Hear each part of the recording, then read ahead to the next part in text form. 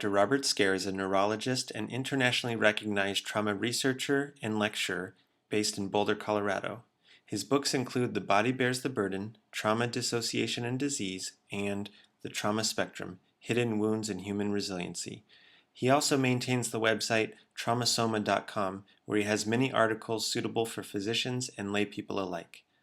I had the opportunity to have a frank, intimate conversation with Bob about the new traumatology, the trauma spectrum, and its implications for individuals and society alike. We met in Boulder, Colorado in 2010. So what you just described by saying that you can have this larger oscillation and parasympathetic, sympathetic kind of going off and on in almost a hypertone of that, right? Like, yes. Right? And then you said, oh, so you could get constipation, which would, I see more as sympathetic, or more sympathetic, more tight. And then diarrhea, things are looser and moving through quicker. I mean, right there, when you talk about the symptoms of dysregulation in the autonomic nervous system, just to be clear, it's all the things that we don't control consciously, right? It really is control of the system in our body that allows us to expend energy for finding food and protecting ourselves, and store energy by digesting food. And then repairing as well? We put and that repairing during the resting phase during as the well. resting phase. Yes. So everything to do with managing our heart rate, heart rhythm, breath rate, even the movement of the gut, yes. intestines. And the beating of the heart and the output of the heart and the function of the lungs with accessing oxygen and using it to burn fuel for energy. And it's at the heart of stress response in terms of it mobilizes our behavior right. for responding with fight, flight, and freeze behaviors when it's necessary. That's right. Right. And so what you were just describing is that if this cycle kind of stays on, or if this process stays on, the autonomic stress response per se, then the body will be unnecessarily involved in fight, flight, and freeze reactions, which would then have, would cause physical degradation to the body systems. Yeah. So, yeah. If you look at it this way, we need to expend energy in order to find food, to store energy, and to procreate, and to protect ourselves. So we need to expend energy and be able to do so. And mammals especially, because they burn so much energy because they're fast. Yeah, right. And then we need to store it. And when we need to store it when we've got the food in our gut ready to be absorbed to store the energy, and that's when we relax and to sleep. In trauma, you're in this state involuntarily, not respective of your need at the moment. You're in this state of fight, flight when your brain tells you there's a threat even though there isn't one. And then you collapse in a freeze response even though it's not useful for digesting. So the extremes of this are pathologic states, especially when they're not associated with other factors in the body that would prompt you to go into those states.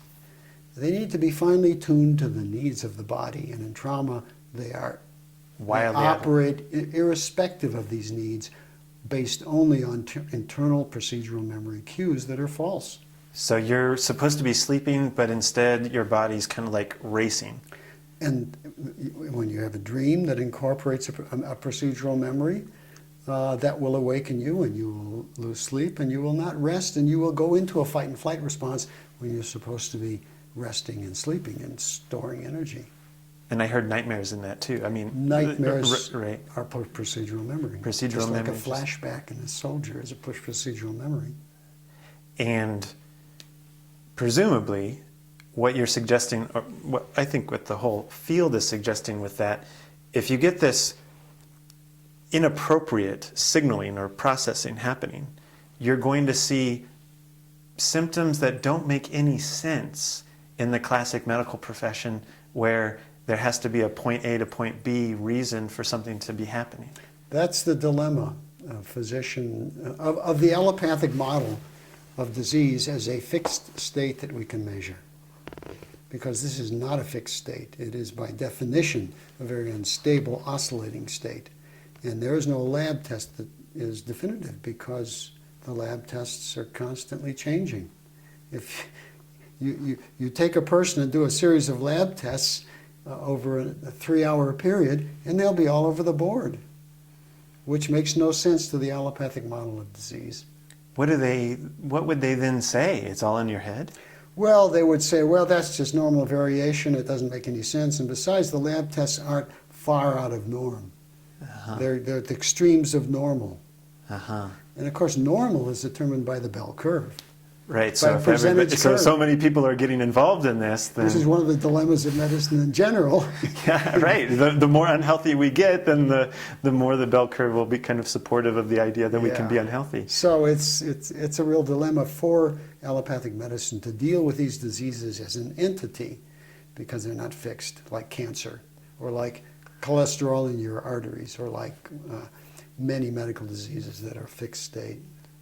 So what are the symptom expressions that people out there on the street, myself, maybe you as well, what are we seeing, like what do we see when this kind of dysregulation is happening? Well, we see irritable bowel syndrome, which is a syndrome of cramps and diarrhea, alternating with periods of constipation, painful. We're seeing gastroesophageal reflux disease, the ads for Prilosec. What these soldiers are coming back from Iraq with is GERDs, gastroesophageal reflux, where the stomach and the esophagus have a valve in between them that isn't functioning properly and stays open when it shouldn't. And so the stomach contracts and acid gets up into the esophagus. Right there you can see the dysregulation of that rhythm that's supposed to be there. Exactly. And it's like kind of almost backwards maybe. Or it's inconsistent. Arrhythmic. That's right. Yeah. There's a condition called mitral valve prolapse where a person experiences palpitations all the time. And actually, if you listen to the heart, you can hear this little click sometimes. And what's happening again is the ventricle on the left side is contracting, but the atrium and the ventricle are not acting in synchrony, and so the valve lets some blood leak back into the atrium. Uh-huh. And you get a palpitation periodically with that condition that feels scary, and many people also then experience panic attacks when they feel the palpitation. Right, because that's going to come along with that shade of meaning. Right. Yeah. Right. So there are a host of these conditions. I mean, potentially even migraines and chronic fatigue, fibromyalgia. Yes. Yeah. All of these strange diseases that don't have a fixed state that you can measure. And that medical doctors kind of put in the syndrome X category sometimes, or just like throw up their hands, I don't know what to do. Yeah. Fibromyalgia is kind of the prototype disease for that, because all of the other diseases commonly occur in fibromyalgia. Fibromyalgia is a disease mainly of widespread pain. Of course, if you look at the TV ads now, there's a drug now that they've got for treating widespread chronic pain or fibromyalgia. It's a very hard to pin down syndrome. It has many of the other components of the diseases we just talked about. It often follows a traumatic event, but not always. And there's an increased incidence of childhood trauma in it, but not dramatically so, and not everybody with fibromyalgia has demonstrable childhood trauma. Huh. So there's speculation in the field. I personally feel that it may well represent early pre-verbal trauma, birth trauma, even perhaps pre-birth trauma, which if you believe in what I'm saying, you realize it exists, because procedural memory pathways are present in the fetus. What you just did there takes it one step further again from, I think, the normal cultural understanding of trauma, which is like, oh, something bad happens to you, you remember it, you can't stop thinking about it, you're traumatized. But going back again to the role procedural memory and the autonomic nervous system and stress response plays, saying that if the pathways are available for the fetus for procedural memory cues to be working, then if they're going to elicit this response but not settle afterwards, not complete per se, then they're going to end up kind of holding on to that instruction of survival that that survival response? This is speculative material, obviously. Okay. But we do know that infants feel pain. They didn't used to think they did before the age of 18 months or 12 months. But they do. And we know that if you stick a needle in a fetus, in the uterus, to test for blood type or to test for substances that might suggest a birth defect, that this cortisol goes up. Mm-hmm. The fetus responds with a startle response, mm-hmm. and the cortisol stays up for a long time, longer than an infant and longer than an adult by far. So, and cortisol is a hormone that is triggered by the fight-flight response and by pain. So intimately tied with the experience of survival and fear response. Yes, and with threat. With threat and response. With pain. Yeah. So, and the fetus can feel pain, and pain by itself is a traumatic event. So the trauma spectrum then is kind of this lifelong accumulation of either successes or incompletions of these kind of responses. And where you end up on it starts as early as the in utero experience. Like where you end up in terms of your dominant position on the trauma spectrum, either very distressed, very easy to excitement or agitation, or very at ease and willing to accept life's challenges and resilient. So, I mean, I appreciate particularly that you did this in the trauma spectrum in a way that a lot of folks haven't really taken to task the ultimate implication of what you just said, which is a very social statement about like the nature of family life, the nature of social life for children is going to critically influence their later influence and participation with society, what they're going to be prone to, what they're going to be interested in, what kind of reactivity they're going to have, what kind of medical needs they're going to have, what kind of costs they're going to either provide to or benefit from in terms of society and such. So you're essentially making a very large social critique when you start entering into that level of description of what the biological influence on behavior and personal experience is. I guess you're aware of that because the trauma spectrum really kind of targeted on that. Were you predisposed to that kind of thinking of social analysis and the way children are treated, the way that mothers are even able to attend to their children based on their own nervous system state, mm-hmm. will critically influence the direction of society? And the answer to all that is yes, of course. Uh-huh. I mean, I think that this is a critical element. The nature of a culture will determine the propensity for trauma to occur within that culture. We know that. I have a subchapter on societal violence in this book. I look at the Roman Empire mm-hmm. and its evolution as a warrior empire, evolving into a very narcissistic, class-divided society which glorified violence and death in the games. Exactly. The gladiator games. 10,000 people all in their own fight response, kind of egging on and cheering on, and I would suppose repressed fight response in terms of the audience, yeah. with a few men on the battlefield kind of going at it. They would even have these fights in private homes. It was to that extent. The wealthy Romans would have parties where they had their own rink, and they would have gladiators fighting to the death as entertainment. So this society evolved into this state of gratuitous violence. And as a measure, clearly, of the decline of the culture, it was in the last days of the Roman Empire that this occurred. Mm-hmm. And the class divisions had become profound at that point.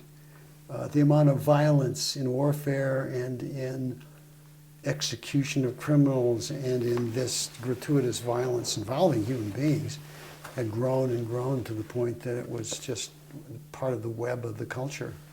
And within a couple of 100 years, the empire collapsed.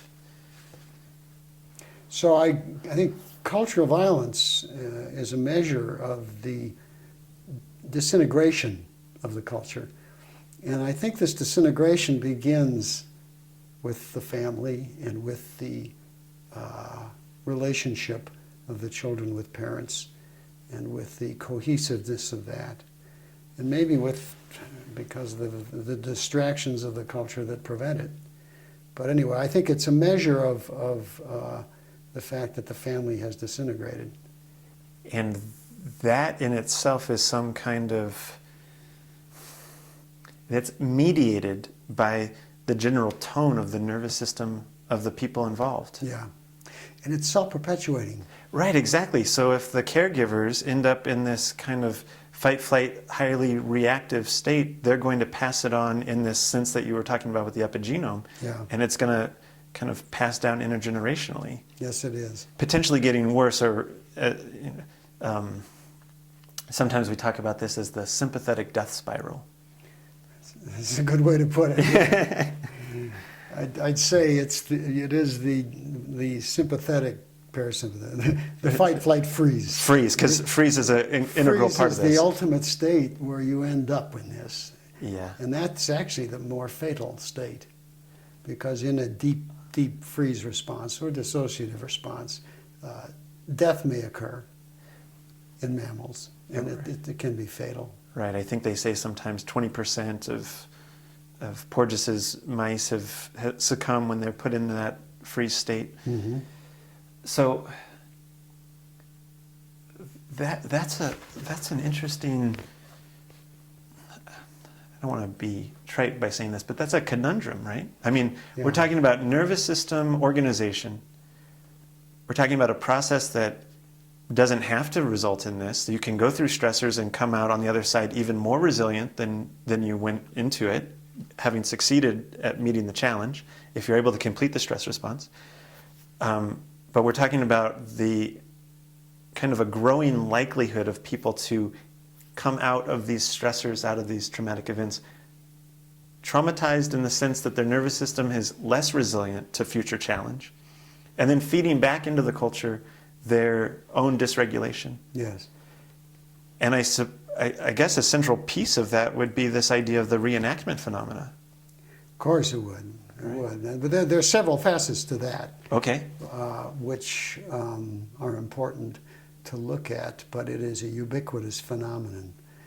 You've got to look at trauma as weaving a tight web about the self and the person, and narrowing and narrowing and narrowing their options for responses to life events. Yes. Because as you freeze and don't come out of it, you take a little bit more freedom away. And the next time you do it, you take a little bit more freedom away, until everything that you do is patterned by the experiences of trauma. And you keep looking for something within that message system that's going to save you, and you keep repeating the things that traumatize you in the first place, because your choices have been narrowed down to a very few. And so you seek things that give you some relief, and unfortunately the things that give you relief are trauma, but they also result in the brain secreting endorphins. Which gives you this feeling of something right happening. Exactly. And so you have this transient feeling of calm that is in this state of very painful instability and oscillation, is a brief period of respite. And that brief period may be associated with doing something very dangerous. Even like cutting, or excitement sports, or life-threatening sports, mountain climbing, snowboarding, exactly. very fast, as I once did. Extreme sports. Extreme sports is a good example. Being on the edge and getting what they call the adrenaline high, but which of course is the endorphin high.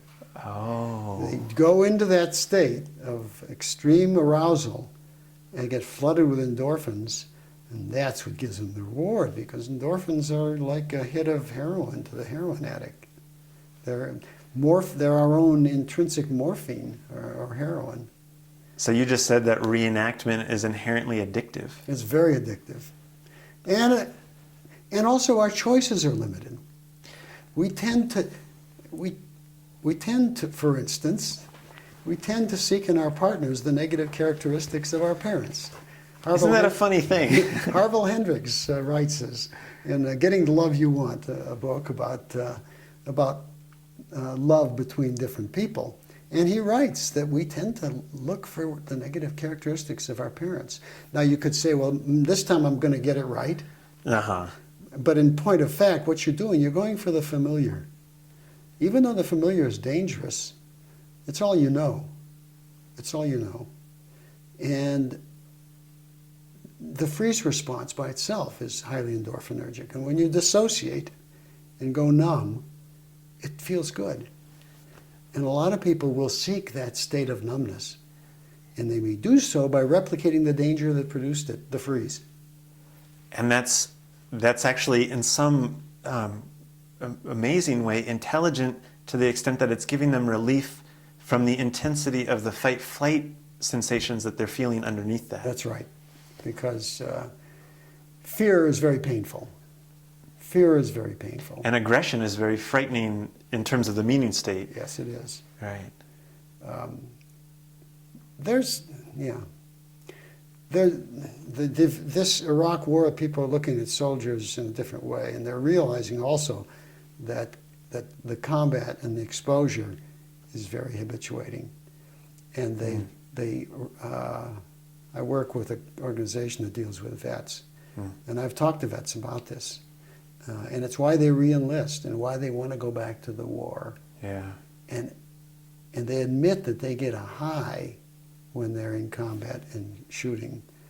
But I would say that what they're getting is this extreme fight-flight arousal, which of course is also associated with endorphin release. Yes. The soldier who's been in combat, who's wounded, is analgesic for far longer than would be accounted for by the wound. Based on the endogenous... Based on endogenous endorphins, the endorphins that his brain produces in response to not only the battle, the arousal, but also the injury. And so they go back and seek the combat again. And they're traumatized when they do this.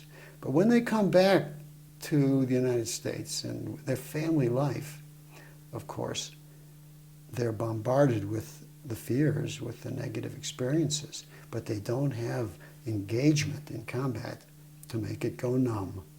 To give it the relief that it would otherwise look like. So I suppose we would then see an increase of family violence or acting out, those kind of things that are going to attempt to stimulate or reenact. Yep. So that's a very painful position. The Hurt Locker, this movie that got the Academy Award, addresses this, and the fellow, the protagonist, who is the bomb diffuser, of course, at the end of his tour goes home to his family and tries to adapt and can't. He can't. He can't make decisions buying a box of cereal because it doesn't have any meaning to him. Yes. He can only make decisions having to do with his survival. And he ends up re-enlisting for another deployment, despite the fact that he was close to death dozens of times in a state of terror, actually. This kind of goes back to that societal question where the trauma could, kind of these traumatic reactions, recapitulations, reenactments, could be, in fact, it seems that they are, propelling a culture, a society, toward reenacting and fight and flight behaviors, or even freeze behaviors in terms of like getting a populace to kind of go numb to what their government is doing. You can see that in our entertainment industry. You certainly can. You can see it in the types of television shows that are number one. Right. There's a surgery show that's very, very popular that has this kind of graphic imagery in it. They're all of the shows on television have to do with medical issues, most of which are terrible emergencies, or they have to do with crime. And a lot of them have to do with serial killing and have to do with crime scene investigation and autopsies. Crime scene investigation is generally the number one show. That's the CIS one. CSI. CSI.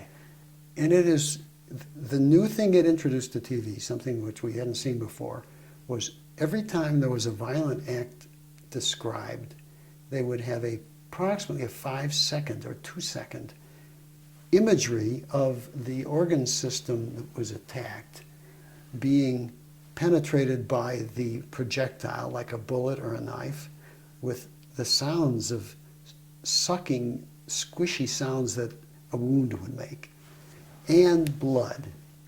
And there's this instant little flash that's startling in its graphic nature that continues throughout the show. Just kind of intermixed throughout the show. Almost subliminal, but not subliminal. Right. And of course, what does it do? It scares the diddly out of people, makes them feel sick, and they get a flush of endorphins too. And it If they're trauma victims.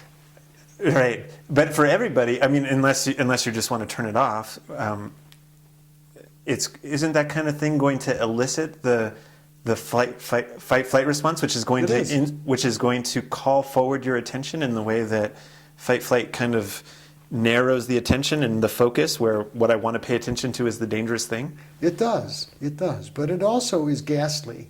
Oh yeah, it's disgusting. Right. And it would elicit disgust. But in the trauma victim, it does do that, but then they get a selective rush of endorphins because of the way their brain is tuned to process threatening information. And so what they've done is, I think, and this is raw speculation, if you wish. I'll take it. Yeah, intellectual oasis here. They found that this is not appealing but compelling to an audience. And that depends on the audience being relatively traumatized by their own life. You wouldn't find this unless, I think, this culture we have did not, in the way that it has evolved as we've discussed, created a population who are chronically traumatized and will continue to seek this kind of thing. Created a population that are chronically traumatized. Now, I actually came toward somatic experiencing Peter Levine's work precisely to investigate trauma because I was looking at society and how society was functioning and why society was having such a hard time changing toward more positive ends. And I started to think, the nervous system, trauma must be a part of this. It's so interesting for me then, 6 years later after I started my investigation, to sit here with you as a medical professional, long history of understanding medical science and such, and kind of a statured person in society in those terms, to sit there and identify, recognize, explicitly state that the way our social system is organized, the way our lives are organized, the way our family structures are organized right now, is inducing trauma to the population. And the way I hear you say it is like ubiquitous. I mean, you used that word earlier, like that this is not an isolated case. This is not the estimated 18%, maybe my number's wrong there, on estimated PTSD people. But oh no, that's an irrelevant. It's an irrelevant figure. You're talking about something that is, granted, on the spectrum. Some people having it worse, some people having it less. But this is something that, if we're walking, if I'm walking down the street, if my friends, my brother, my sister are walking down the street, who they're seeing are people who are suffering from these kind of incomplete responses. Oh yes. Yeah. This culture has evolved in a way that gradually has become, number one, medicalized. The whole birth process has become medicalized. We have a now approaching 40 to 50% C-section rate with an increasing maternal mortality, which is shocking. And of course, a process which results in the mother being incapable of bonding for a period of time to the infant because of pain. Precisely because she's in one of those reactions. Yeah, and she's been anesthetized, and she probably has been somewhat traumatized by this. So I think that the culture, through its medicalization of birth, has contributed to this process. The other area you see it in is, of course, in video games, which are shockingly violent. We all know that. We talk about that. We don't look at it and say, why is this appealing to our young men? Why are they addicted to these violent video games? I wonder if there could be that compelling versus appealing argument there. I mean, it would lead to the same thing, but same argument. Yeah. As the adults watching the gratuitous violence on TV, and especially those little doses of it, which are almost subliminal.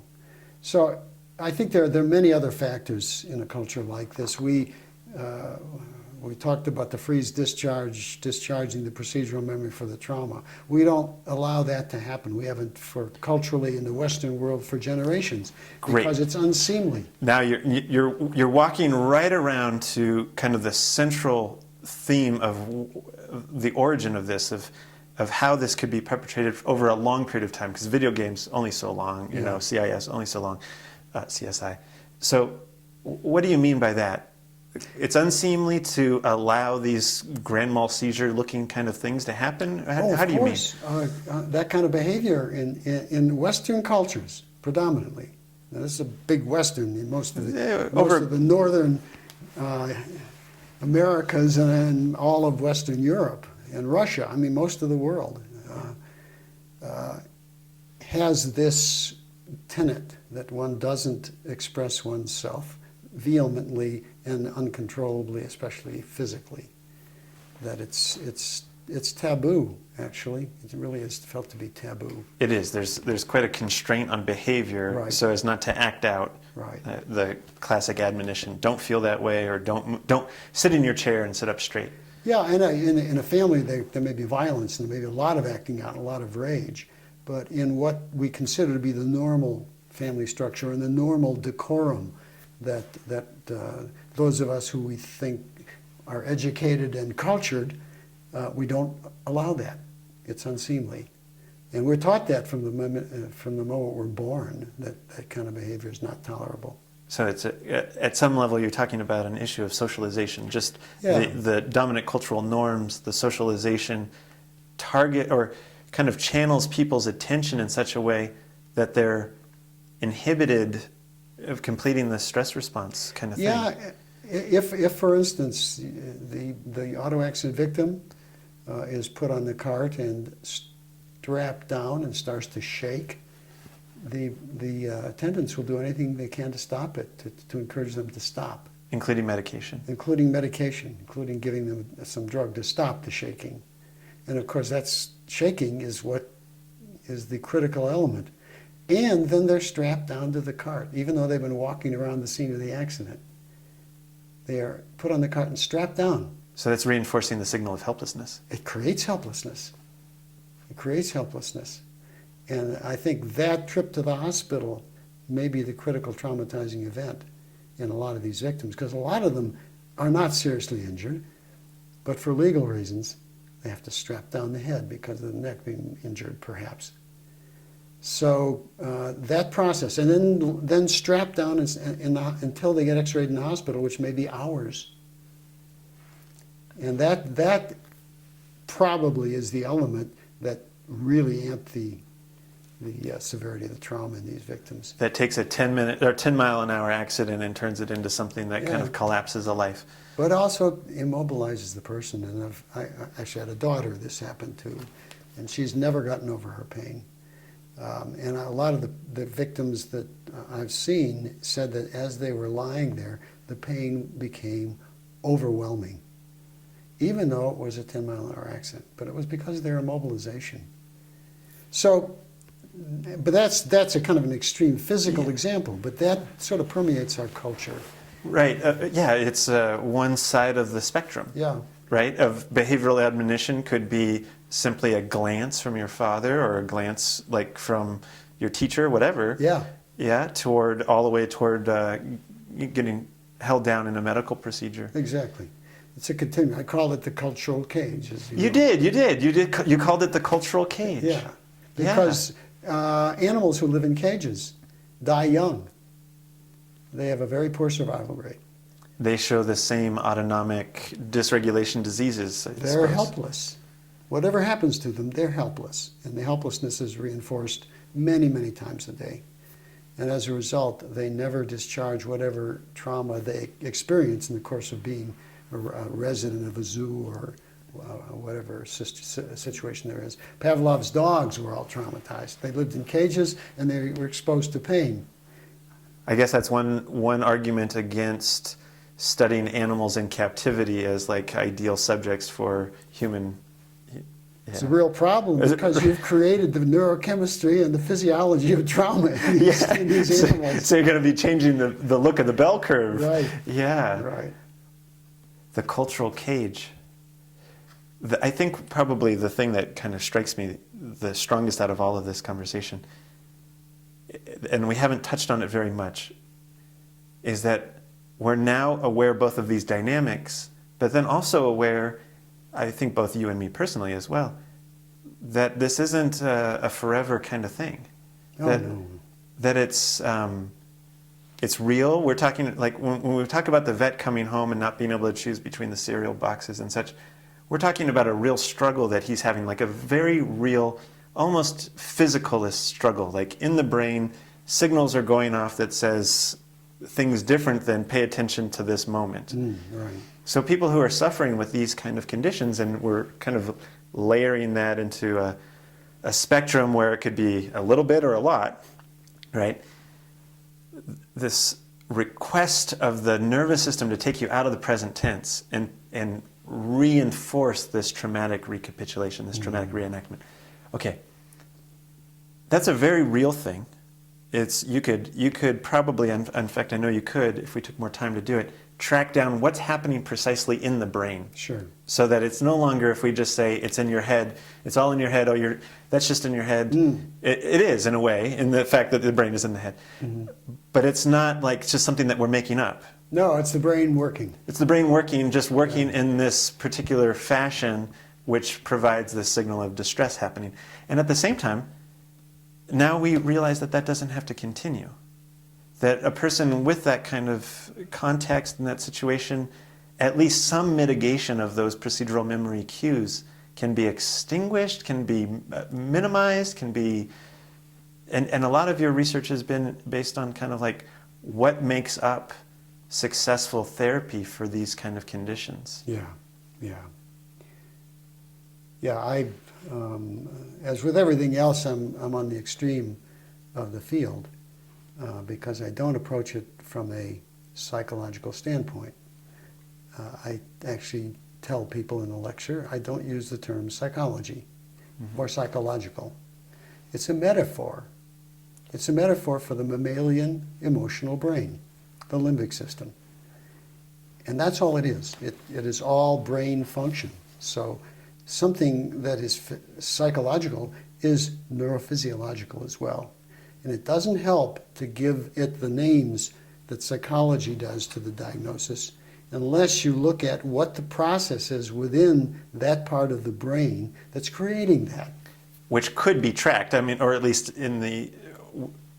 with the advancements in tracking medicine, functional MRIs and everything, you can watch what's happening in the brain. Now with these incredible imaging studies, especially functional MRIs, fMRIs, you can see where the blood is going, to what area of the brain, with a certain thought function.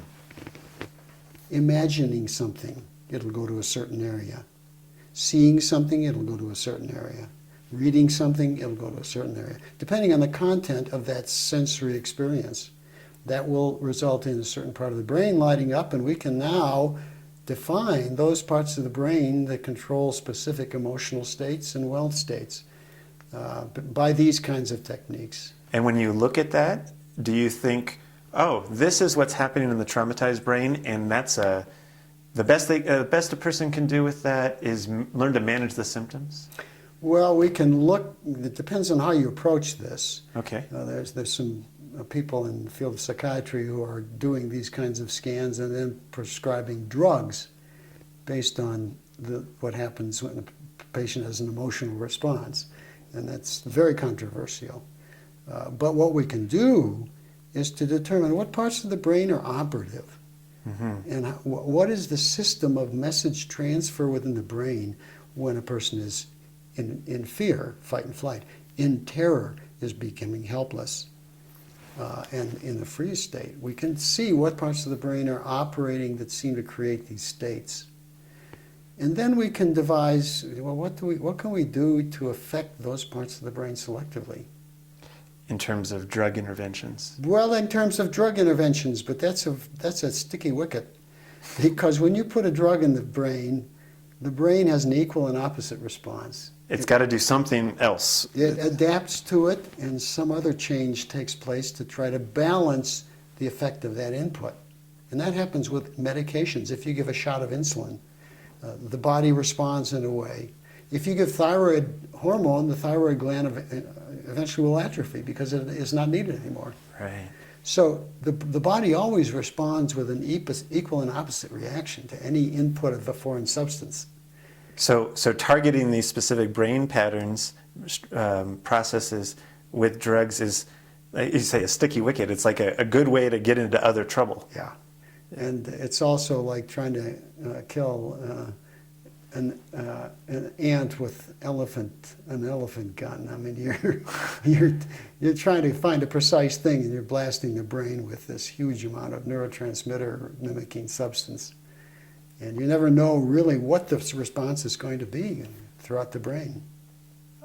What would be a better? I mean, of course, being trained as a therapist with somatic experiencing, I have my understanding of it, and then But I've watched you, and you've been kind of tracking into what seems to be your opinion on what are the necessary and sufficient conditions for kind of taking out that ant, if we're going to stick with that metaphor, in a more precise way. That's exactly right. Yeah. And the ideas are based on what parts of the brain operate in a traumatic experience. What parts of the brain operate in a threat? And of course we know that this little one neuronal center called the amygdala. The smoke detector. It's the smoke detector, it's the alarm system, it is the critical element in the brain for processing a threat. You need it to survive, but if the event is false, or if you actually go into fight, flight, and then freeze and don't come out of it, then that little area is not doing you a favor. Mm-hmm. It's created the arousal state that then can lead to being traumatized, depending on whether you go through the freeze discharge that will clear procedural memory for it. Right. And probably it's also the area that stores some of the procedural memory for a traumatic event. But it is the early warning system. And if you can shut that down, if you can we're going to have a inhibit it. Inhibit it. Inhibit it. If you can inhibit the amygdala, in other words, shut it down or shut it off. During that period of time, if you then access a procedural or a declarative memory for a traumatic event, there won't be any arousal. Ah. And the hooker behind the self-perpetuating nature of trauma is that even memories triggered by internal cues set off the amygdala. So that just internal state changes, yes, feeling changes could set off the amygdala to make you feel like some life-threatening event is happening, mm-hmm, even though nothing is actually happening. Yeah, yeah. Like a cramp in your stomach or like a flip-flop in your heart. In these cases of these psychosomatic diseases, the symptom of the disease may trigger the amygdala and make the symptom worse. Like the smoke alarm goes off and then you go into this reaction that then starts to make the heart palpitation worse, and it kind of feeds on itself. Exactly, and it's called kindling or neurosensitization, and it's ubiquitous in trauma victims. They all have this hypersensitivity to any kind of cue that will set off the amygdala. Kindling in the sense of like making a fire, you have very small material that catches the flame much faster and then perpetuates like an accelerant. Right. It burns abnormally fast and starts abnormally easily. And that's what the amygdala does in trauma. It is kindled, and it's kindled to all these little cues that are in procedural memory. So if you can access those procedural memory cues while the amygdala is like attenuated down. Right, right. That cue will come up and there'll be no arousal. And it's like ringing the bell with no food. And that little memory will be there and it will float to the surface and pop just like effervescence because it didn't trigger the amygdala and therefore it's extinguished, that little piece. And what would that look like for, I mean, you've witnessed this, I witness this all the time in my practice, but what have you seen of this in your, what does that look like for people? How would you describe that in terms of what that looks like? If one does this in the context specifically of a somatically based trauma therapy session, in other words, that by involves somatically the based, body, what do you mean by somatically based? that enlists the body sensations, Okay. the body feelings, in the process of extinguishing the traumatic memories. And it's a fine dance that one does to do this. There are many approaches to it, but it's a fine dance to bring up those memories in the body in a state where the person is not going to arouse. Because what you've done has shut down the amygdala or inhibited it. And if you achieve that, then during that state, you can bring up all sorts of stuff. Now, it's best to do it little piece at a time and extinguish little bits at a time, because if you get enough of it, it's going to overcome your whatever skill you were exercising in inhibiting it. So you have to do it piecemeal. And all of the techniques involve this. All of the techniques involve some piecemeal reapproaching of those signals. Exactly. Doing it in a back and forth, titrated fashion that allows a little bit to emerge sufficient to be extinguished without arousal. Right. And so what you got to do is, how do you turn down the amygdala? That's the core. How do you inhibit it? Well, we know several things. We know there are parts of the limbic system, the emotional brain, whose function is to regulate the amygdala based on the intensity of the threat. Otherwise, every time you got a little threat, you'd go blam, you'd go running, fleeing, just because a door slammed and caused a startle. Bang, you'd be running, and of course, you'd burn out. An animal would not be able to survive. So we need servos, feedback systems, like there are in every system of the body for this purpose. And these parts of the brain are there to control the amygdala in case the message is really not that serious. Like kind of a down-regulation. Exactly. Like an assessment of the threat and then a down-regulation of the reaction. Yeah. In the healthy person who doesn't carry a lot of post-traumatic procedural memories, those systems work great. And the person is able to assess right away that, oh my gosh, there was a car backfiring, it wasn't a bomb. You know, they're able to interpret it and basically shut down the amygdala and not go into a fight and flight response. Whereas the person who's traumatized, the soldier, who a car backfires, he drops to the ground. And drops to the ground and his heart races 180 a minute. Unable to recognize the relative, the reality of the stimulus. Exactly. Right. And these parts of the brain are in the right frontal cortex. And they're also in a piece of the brain called the cingulate, C-I-N-G-U-L-A-T, cingulate gyrus, or cingulate cortex part of the brain. It's part of the limbic system. And the cingulate gyrus acts as an inhibitor of the amygdala in those circumstances, as does the right frontal cortex.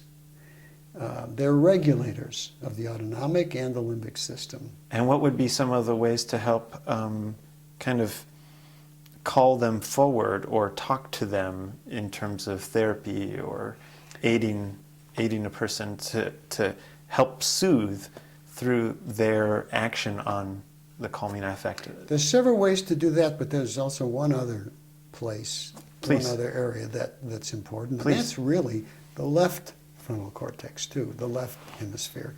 Because if a person is in a fight and flight response and you do a SPECT scan or an isotope scan on them, you'll see that the whole right limbic system lights up. That's the part of the right amygdala is the key element here. Okay. And that right side of the brain is the fight and flight area. The left side actually is inhibited and shut down. Well, you can bring on the right amygdala, the right frontal cortex in the cingulate, but you can also, if you bring on the left cortex, you can inhibit the right amygdala. So there are a lot of little tricks to do this. And there are a lot of therapies, I guess, that are starting to reverse engineer, in other words, like kind of recognize which parts of the brain are doing this work and then learn how to talk more specifically or more directly to those. Exactly, yeah. And if you look at these odd therapies with their ritualistic little things that you do, Yes. they all have the same elements. They all have the same elements. Number one, the cingulate gyrus is perhaps the main area that has mirror neurons. Right. Mirror neurons are something we've discovered in the last decade that enable us to recognize in another person a sense of ourself as well. They help us to bond to other people in our culture. They regulate the bonding between an infant and a mother in the early days of life, attachment and attunement. Mm-hmm.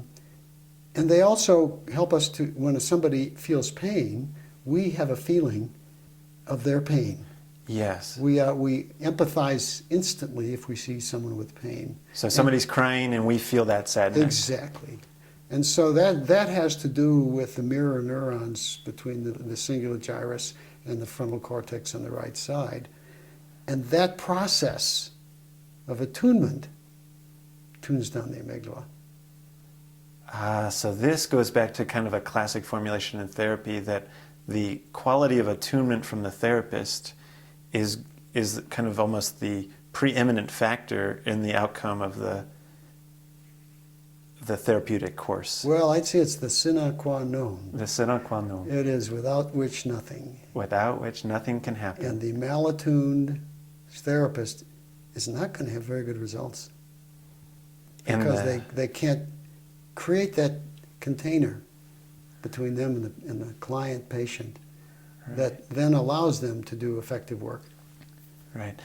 I'm hearing Porges a little bit here, Stephen Porges, the fellow who kind of organized the polyvagal theory, and I'm hearing him say that the signal of safety, providing the sense of safety, is the sine qua non. Exactly. Right. And what you're suggesting here is that the cingulate gyrus, is that, yes. Do I have that right? Is kind of a pathway into the mirror neurons, are a pathway into signaling that sense of safety. Exactly. That's what it is. And that's what Porges describes. And it is that part of the brain that provides that input. Yeah. And it logically then, that simply explains why attunement between the client and the therapist is so effective in initiating this response of safety, because the amygdala is inhibited at that point.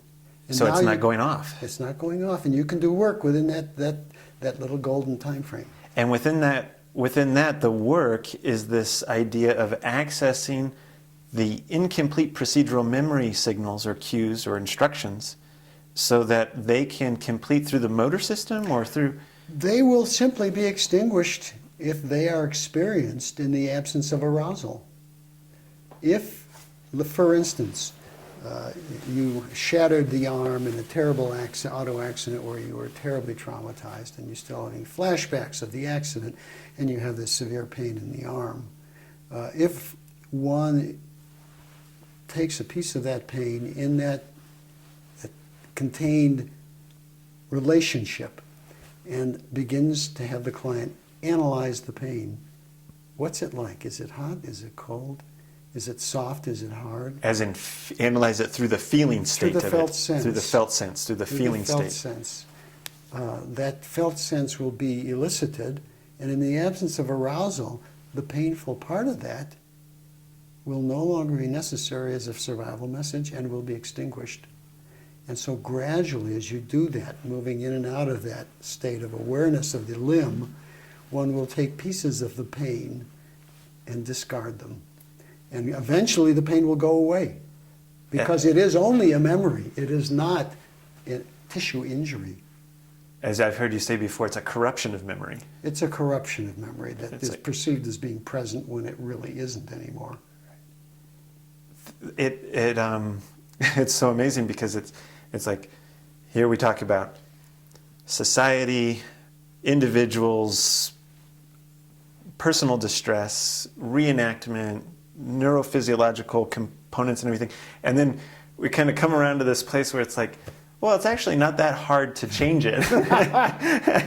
It's not that easy either, but it's feasible. It's feasible. It's feasible. It's feasible. Right.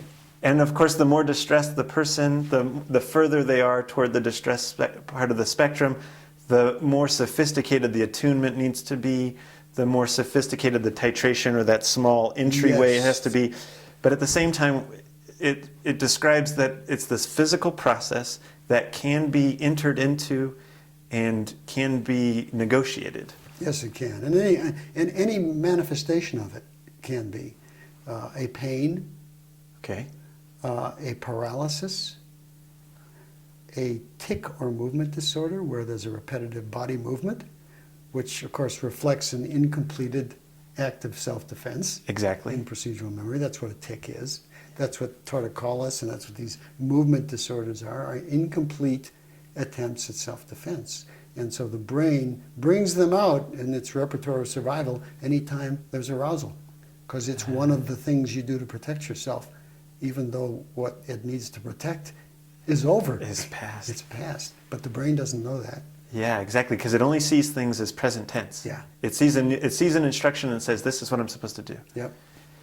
So you can get rid of the motor response, you can get rid of pain, you can get rid of the emotional response, because the emotions, why do we call emotions feelings? Yeah, They're body states. right. It's There are sensations, they're visceral, they're gut and heart and lung. There are sensations associated with emotions. and they're all being signaled up through the brain. Exactly. And so getting rid of those feelings of the emotion gets rid of the emotion.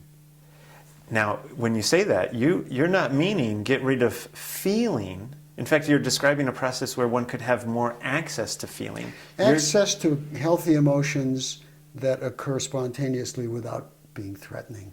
Right, because they're no longer being clouded by or compelled by these kind of repetitive, distressing feelings from the past. Right. And you're also, I guess, if you're going to go through motor and feeling states and everything, you're also suggesting intrusive imagery and these kind of things could be extinguished as well.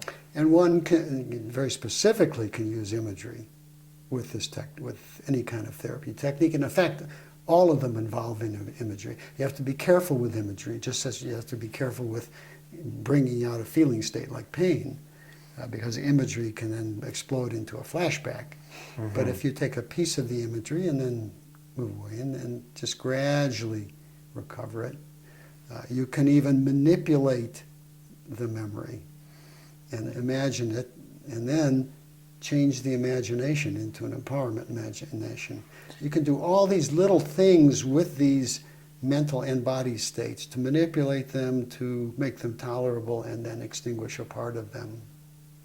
And as they become extinguished, what could we expect neurophysiologically to take place? Like, particularly in terms of what would be available for people afterwards? Well, you know, I've done a lot of this myself. I got into this with a history of trauma that I never recognized. And I had a lot of therapy with Peter Levine as part of this.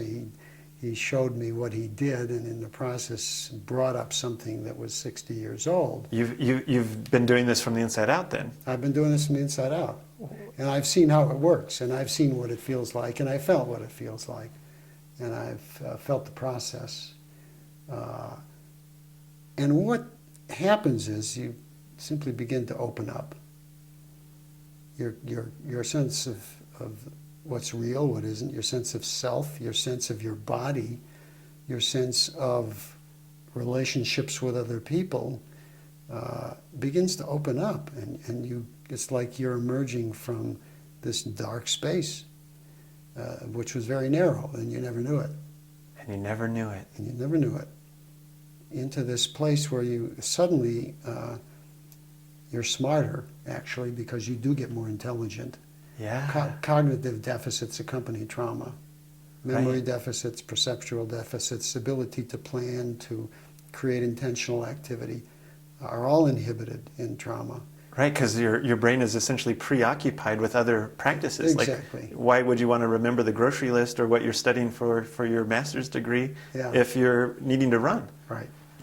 So it's an opening, and it's an opening of everything. Your body opens up, your posture changes, patterns of movement change because they're no longer needed. So healing from trauma is a transformation in its best sense. And the process occurs incrementally because it does take a long time. If trauma goes back to childhood, it takes the rest of your life. The problem, of course, is that Pavlov's dogs, 10 years after they were extinguished by not feeding with the bell, some of them were still alive. They took them back and rang the bell once and fed them, and they were totally conditioned immediately in one trial. So it can come back if you get back into similar scenes. The brain never forgets totally the procedural memory for these traumatic events. It's still there as a warning system. But, of course, now you've opened up cognitively, and now when it happens, you say, oh, I know what that is. Right. I must be under stress. That's the old muscle that used to twinge, and there it is again. Something's going on in my life that I'm trapped with, and I need to look at this and do something. But there's no terror with it because you know what it is. Yeah, so you have the space to make a behavioral change that could decrease the stress. That's called wisdom. Right. It is, actually. And we're really talking about a path toward regenerating the access to wisdom. Oh, yes. And I write about that in the book. The wisdom is based on a certain amount of negative life experience that gives you the richness of, when you resolve it, of the awareness of what happened and what was. So there's something that comes out of trauma that's a gift too, ultimately. Yeah. And wisdom is the the big thing. It's the awareness of the finitude of life and acceptance. It is also the awareness of the meaning of events.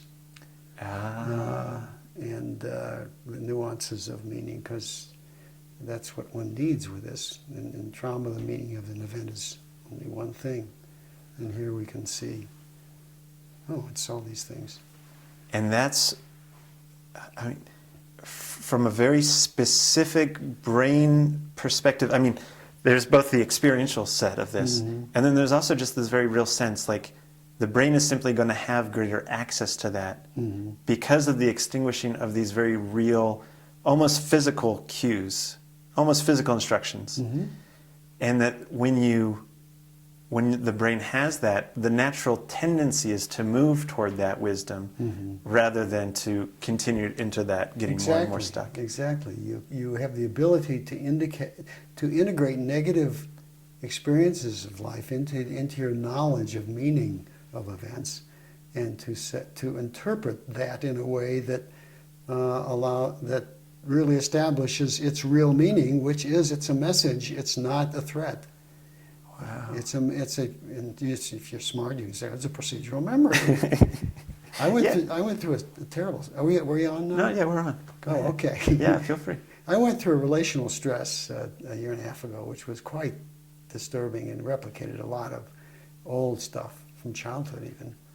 And in the context, and after it was over, as I was healing from that, I started to get spasm in this muscle right here again, which was the muscle that was involved in my self-protection when I had an eye injury as a child. And that had always been tight for 50 years, had been tight, and got worse as I was under stress. And it went away totally with somatic experiencing with Levine.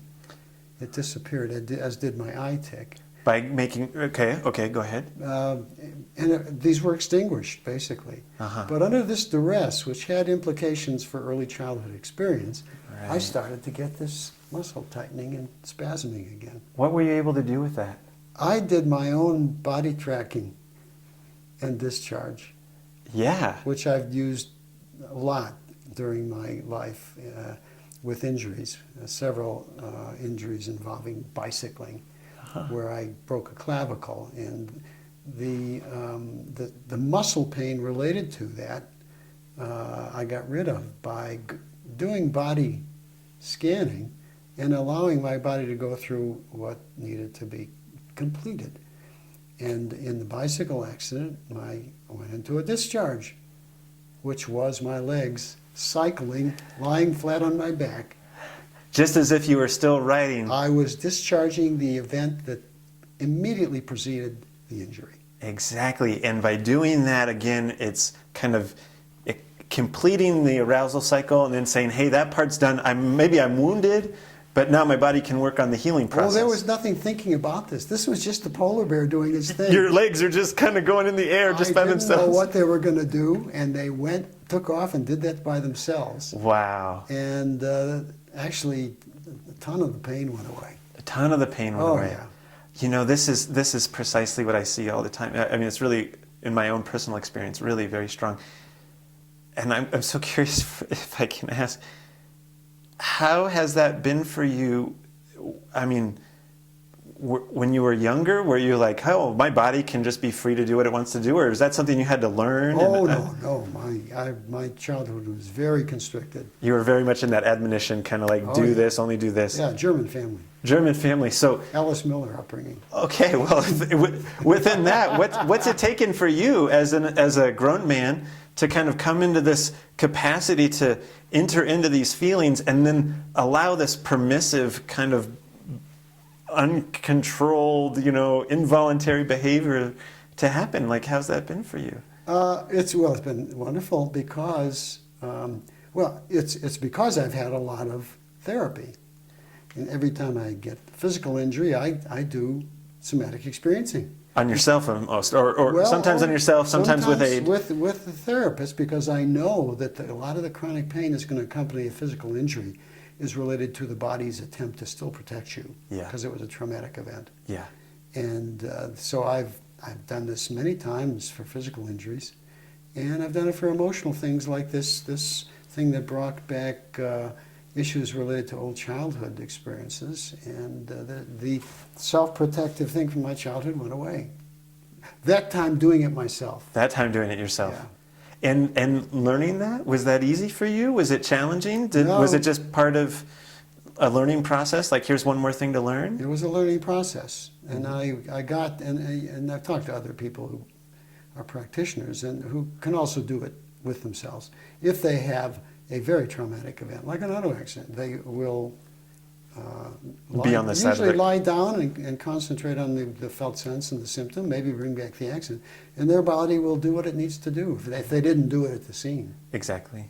Yeah. It's natural and should occur spontaneously. So it's perfectly natural to then have the skill to allow it to occur by itself. Exactly. Okay, now, when you say those are like words just speaking right into me, right into my heart, because you said it's a natural thing. Of course, we're supposed to be able to allow it to happen.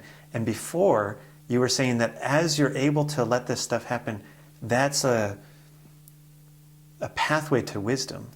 Well, it is, because you recognize something for what it is. You know the meaning of the symptom. You can recognize the meaning of events based on old experiences and what it's like now. You can put that together into a cognitive structure that gives it meaning, and the meaning is not corrupted by negative life events that make it a trauma. You're able to look at it and and weigh it and say, I know what that pain in my neck is now. That's old stuff that's come back, and I can see why, because it's related to the nature of this experience. Right. And you can put it all together because you're conscious. When you place all those things together, it's like you're essentially saying that the closing up that's kind of implicit in our culture right now is an abnormal state.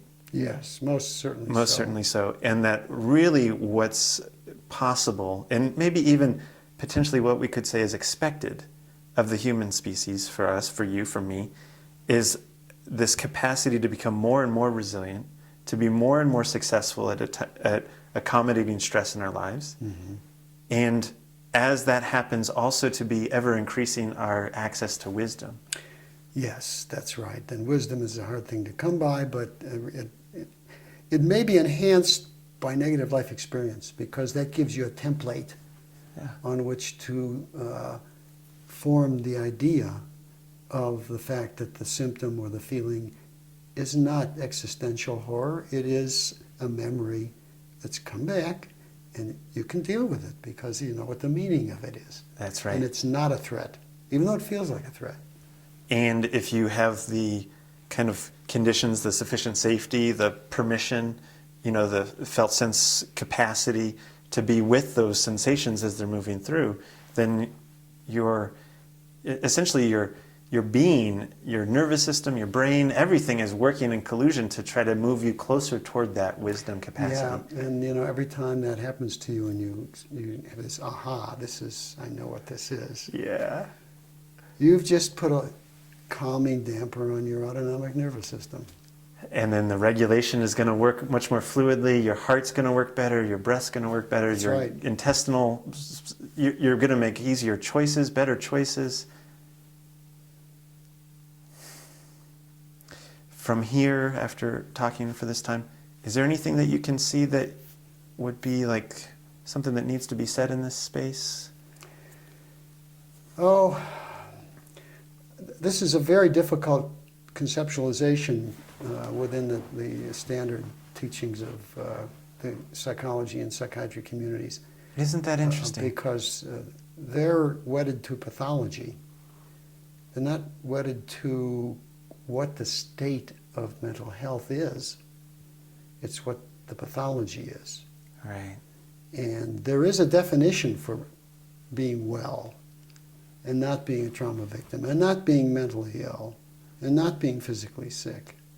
And this is a positive state.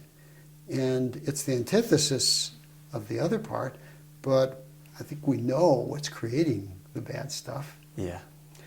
And the good stuff is attainable, and it should be obtainable for anybody. It shouldn't be attainable for everybody. Now, psychotherapists in the field will say that some people are untreatable, and some people are very hard to treat, and probably some people are too far gone, I suppose. I think that's happened. It certainly happened in shell shock in World War I. Those soldiers were irretrievable. Right. But the majority of people can find this state again. Yes. It's so much about having the context and conditions that would allow it to emerge. Right. And the second thing, of course, is that we've got to look at the body. Fortunately, this is a tidal wave of enthusiastic exploration right now. Mm. A lot of it is experiential, where somebody finds something out, which is, of course, the way I found whatever I think I know, is through deduction and experience. But people are finding this out now. And I think this is critical to the field of trauma healing, that one has to incorporate the body. You can't heal with words alone. Can't heal with words alone. No. Can you make a guess at what it would be like if everybody knew about this? Like if every physical body that's out there knew about this capacity to process these procedural memory cues? It would be a sea change in the way we live our lives if one had this wisdom and this awareness of oneself. Yeah. It has to do with what your self is, what your perception. And if we had this, we would all start to heal. And when you start to heal, it is a process that often accelerates and opens up. As it opens up, it gets easier and easier to open further. But yeah, the capacity to do this is right here. And there's a wealth of energy and interest and fascination and thinking going on in the field. It's not evidence-based because it's not amenable to evidence-based medicine based on the field of psychology and psychiatry now.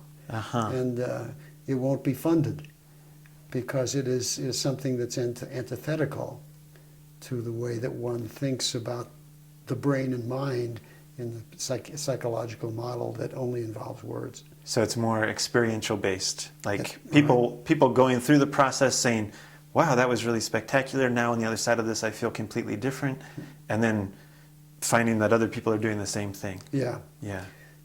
I think people in the trenches, psychotherapists, psychologists, who keep an open mind, which is necessary, will begin to see that this is not the route; it's an essential route to take in order to heal. We have to extinguish the procedural memories of the body related to the traumatic event. We have to.